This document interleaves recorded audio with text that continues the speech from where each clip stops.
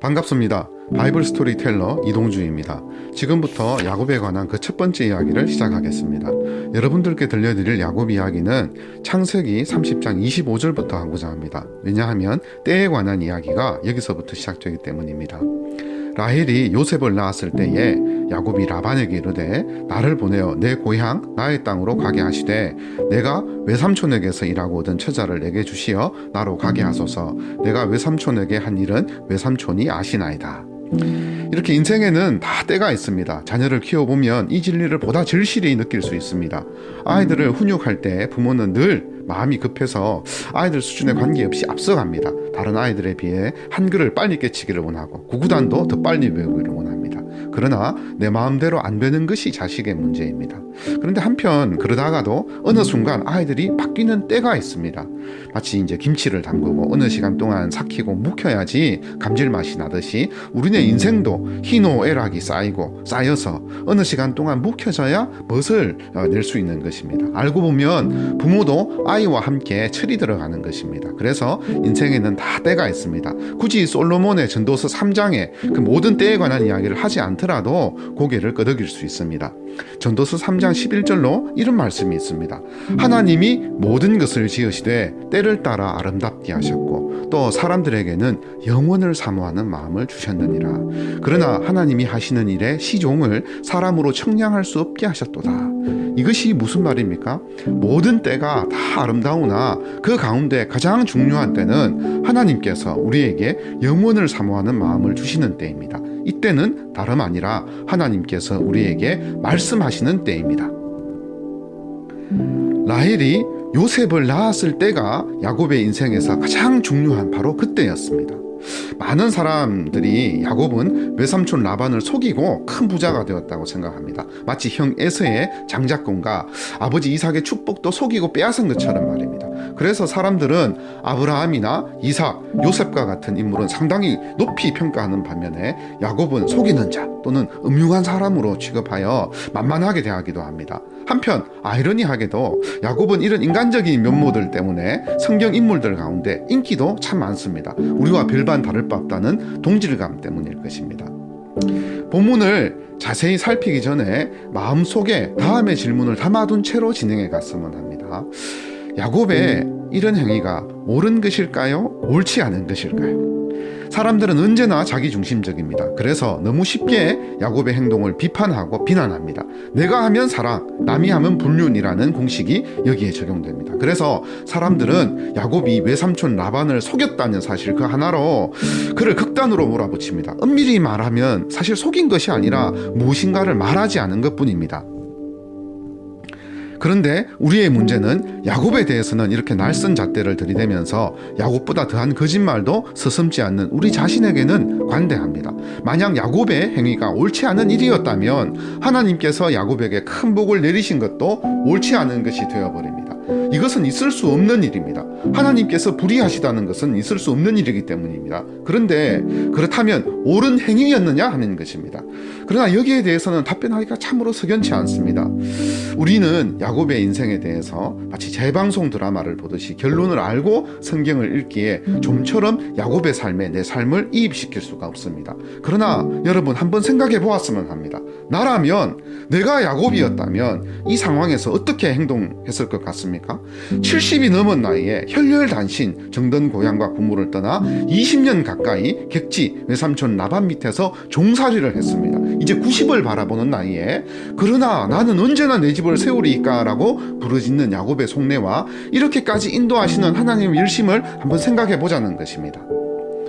우리에게는 두 가지 의미의 때가 있습니다. 하나는 물리적인 의미의 때이고 또 다른 하나는 영적인 의미의 때입니다. 먼저 물리적인 의미의 때에 대해서 살펴보겠습니다. 즉 이때 라헬이 요셉을 낳았을 때에 야곱의 나이를 한번 계산해 보았으면 합니다. 의미 있는 계산이 될 것입니다. 먼저 야곱이 애굽으로 내려가서 바로와 만나던 때로 한번 가봅시다. 바로는 어떤 이유에선지는 잘 모르겠지만 야곱의 행색을 보고 나이를 묻습니다. 저는 나이를 물어봐준 바로가 얼마나 고마웠는지 모릅니다. 이때 야곱이 대답합니다. 내 나그네 길의 세월이 130년이니이다. 내가 내 나이가 얼마 못되니 우리 조상의 나그네 길에 연조에 미치지 못하나 험악한 세월을 보내었나이다 라고 말입니다.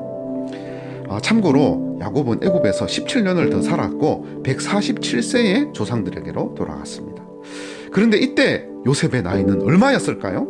다행히 우리는 요셉이 애굽에서 총리가 된 나이를 알고 있습니다. 30세입니다. 그런데 어떤 이유에서 요셉이 애굽의 총리가 되었습니까? 바로 애굽왕 바로의 꿈을 잘 해석했기 때문입니다. 그 꿈의 내용이 무엇입니까? 향후로 7년간 대풍년이 있을 것이고 곧이어 또 7년간 대흉년이 있을 것이라는 내용이었습니다. 그렇다면 가나안 땅에 흉년이 들어서 야곱의 모든 일가가 애굽으로 내려왔을 때는 대략 언제쯤이겠습니까?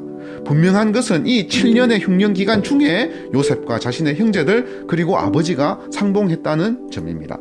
사실 저는 관련된 그 1년의 본문을 자세히 살피기 전에 이 시기를 7년간의 흉년 기간 중에 저 뒤쪽 후반부라고 추정했었습니다. 아니 추정하기를 떠나서 그렇기를 바랐습니다. 그 이후로 저는 가능하면 요셉을 낳을 때에 야곱의 나이를 어리게 잡고 싶었기 때문입니다.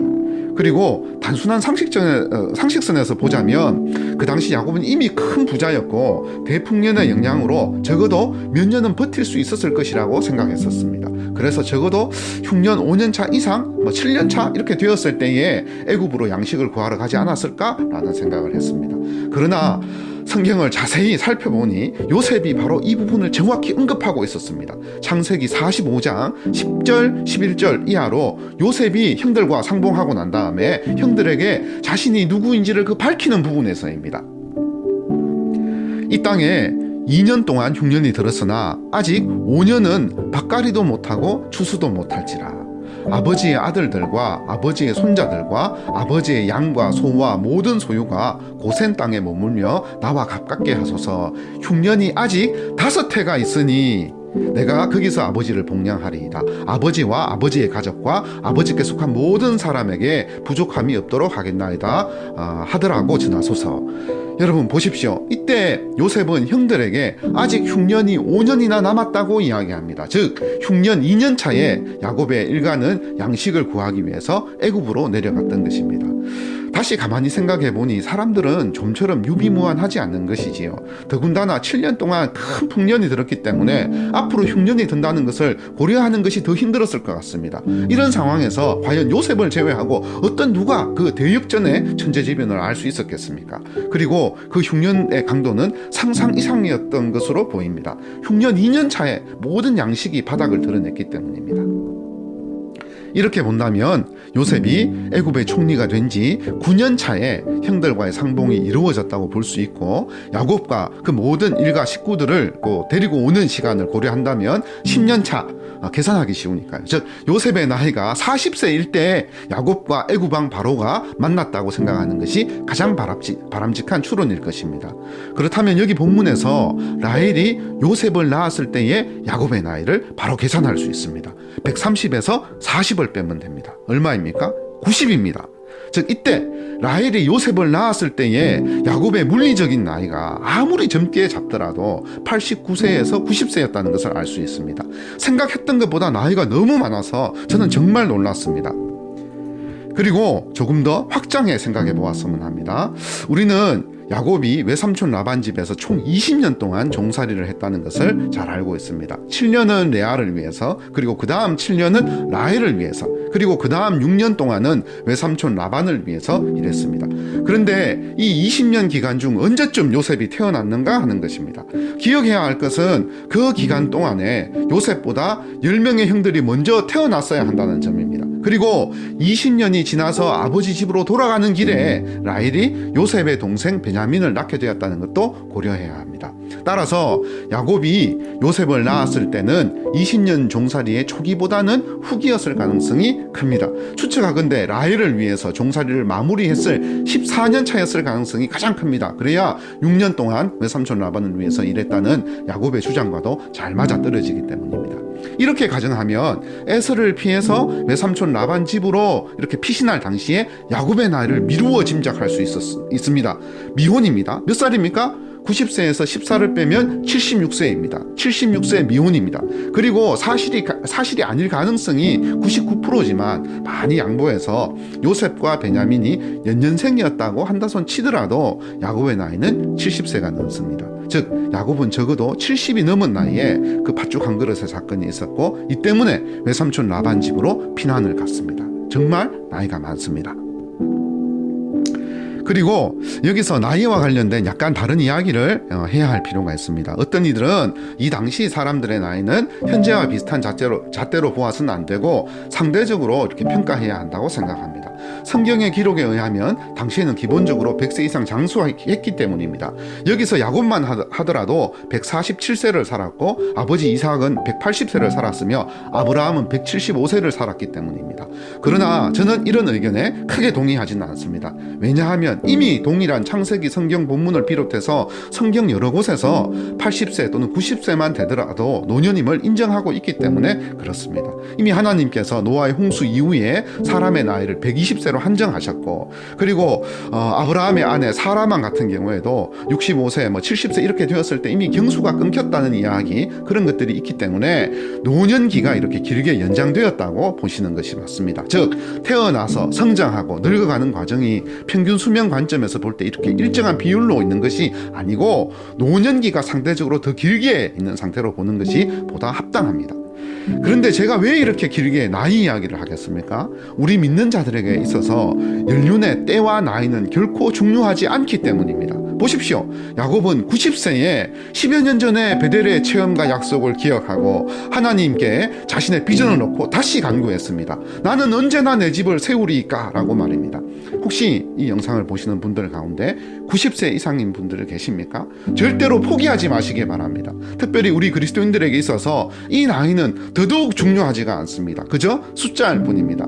저는 지금까지 모세가 가장 늦게 쓰임받은 인물인 줄 알았습니다. 80세였기 때문에 그렇습니다. 그러나 알고 보니 야곱이 가장 늦은 나이에 쓰임을 받았습니다. 90세입니다. 절대로 늦지 않았습니다. 비전과 꿈을 꾸는 나이가 그의 영적인 나이입니다.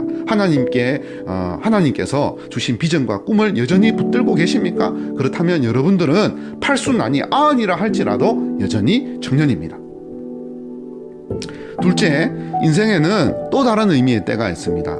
영적인 의미인데 하나님께서 말씀하시는 때가 있습니다. 이 때를 놓치지 않는 것이 얼마나 중요한지 모릅니다.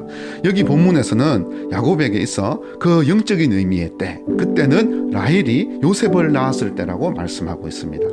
형 에서를 피해 외삼촌 라반 집으로 도망해온 이후로 지금까지 10여 년 기간을 수일처럼 여기며 지내온 야곱이었습니다. 그러나 10여 년 동안 4명의 아내에게서 10명의 자녀를 낳았지만 야곱은 그동안 한 번도 위기의식 같은 것을 느끼지 못한 듯합니다. 왜냐하면 야곱은 자신의 삶에 철저히 안주했기 때문입니다. 성경은 야곱이 라헬을 사랑하여 그녀를 아내로 얻기 위해 7년 동안 외삼촌을 섬기면서도 이를 수일처럼 여겼다고 이야기합니다. 이후 라반과의 약속대로 7년을 더 일하고 라헬을 공식적으로 아내로 얻었지만 그는 계속해서 외삼촌 집에 안주했습니다. 물론 자매지간인 레아와 라헬 사이의 투기 문제로 꽤나 힘든 나날이었겠지만 어린 2명의 아내와 더 어린 2명의 첩을 통해서 10여 명의 자식을 얻으니 먹고 사는 문제에 빠져서 비전에 대해서는 고민할 틈도 없었을 것입니다. 그저 한 가지 목표, 사랑하는 라헬을 얻을 목적으로 열심히 일만 했습니다. 아마도 그때쯤 우리 야곱에게 있어서 돌베개 베고 자던 그 베델에서의 신앙체험은 아주 까마득한 젊은 시절의 한여름밤의 꿈 정도가 아니었을까 싶습니다. 그런데 이렇게 외삼촌 집 종살이에 이렇게 안주하고 있을 무렵 꿈에서도 그리던 소원이 이루어졌습니다. 드디어 가장 사랑하는 아내, 유일한 아내 라헬이 임신을 하게 되었고 곧 요셉이 태어나게 되었던 것입니다. 실제로 이 귀한 말째 아들, 당시로서는 요셉이 막내였기 때문에 이 막내의 출생은 야곱으로 하여금 많은 생각을 하게 했습니다. 어떤 위기의식, 계기, 좌우지간 한 집안의 가장으로서 자식들의 장래에 대한 실은 깊은 고민을 하게 했습니다. 아주 절실했던 이 고민은 야곱 자신이 처한 상황을 직시하도록 만들었습니다. 사실 외삼촌 라반 집에서 말이 조카이지 야곱은 외삼촌 집에서 완전히 찬밥 신세였습니다. 거의 종이나 다름없었습니다. 자신이 그러할진데 자기 자식들은 어떠했겠습니까? 라반에게 있어서 이 외손자들은 자신의 또 다른 종들에 불과했던 것입니다. 실제로 그랬습니다. 결국 총 14년 종살이를 통해서 본처인 레아와 라헬을 공식적인 아내로 얻었다고 볼 수 있지만 나머지 두 명의 첩은 아주 애매모호했습니다. 야곱을 손바닥 위에 놓고 주무르는 라반의 행태로 보아서는 어떤 핑계를 대서라도 첩을 통해 얻은 자신의 자식들을 종으로 엮을 수 있었기 때문입니다. 정신이 번쩍 들었습니다. 계속 이런 식으로 외삼촌 집에 안주하며 살아가다가는 자신의 가정 자체가 없어지는 그런 상황까지도 갈지도 모른다는 생각을 하게 되었습니다. 야곱은 비로소 자신이 죽고 난 다음을 생각한 것입니다. 바로 이런 생각을 하게 된 계기가 요셉의 출생이었습니다. 세상에 어느 아버지가 자식들을 종으로 키우고 싶어 하겠습니까? 그러나 외삼촌 라반의 그늘 아래에 있는 한 방법이 없었습니다. 이때부터 야곱의 고민은 깊어지기 시작했고 자신의 자식들을 종이 아닌 아들로 키우기 위한 독립의 꿈을 꾸기 시작했습니다. 이렇게 안주하고 안정지향적인 삶을 살던 야곱으로 정신을 차리게끔 한 아들이 요셉이었으니까 야곱 입장에서는 의미를 부여하고 싶었을 것입니다. 막차를 놓치지 않고 탈 수 있게 해준 그 귀한 아들이요, 게다가 막내였으니까 얼마나 사랑스러웠겠습니까? 그래서 후에 요셉에게 채색 옷을 입힌 이유도 여기에 있었을 것입니다. 이렇게 남자들은 특별히 아들이 태어나게 되면 철이 들기 시작합니다. 직장에 쉽게 사표를 던지던 사람도 결혼하여 아이가 생기게 되면 그렇게 하지 못하는 것도 같은 맥락입니다. 이 일로 야곱은 몇 날 며칠 아주 깊은 고민을 하였고 이를 통해 여호와 하나님께서 주신 베델의 약속을 기억하고 되새기게 되었습니다. 그러나 여기서 조금 다른 각도로 생각해 보았으면 합니다. 이것을 하나님 편에서 보자는 이야기입니다. 이런 의미에서 야곱의 행적을 보면 하나님께서는 적어도 야곱에게 그를 일깨우기 위한 신호를 10번이나 보내셨다고 생각할 수 있습니다. 아들을 낳을 때마다 하나님께서는 야곱에게 신호를 보내신 것입니다. 베델을 기억하라고 말입니다. 사실 이것이 우리에게 가장 큰 문제입니다. 우리는 베델과 베델의 체험을 너무 쉽게 잊어버립니다. 그러나 하나님께서는 절대로 잊지 않으십니다. 어떤 식으로든 때를 만들어서 우리를 일깨우십니다. 바로 이것이 우리가 성령의 음성에 민감해야 하는 이유입니다. 하나님께서는 항상 우리에게 말씀하시기를 기뻐하시기 때문입니다.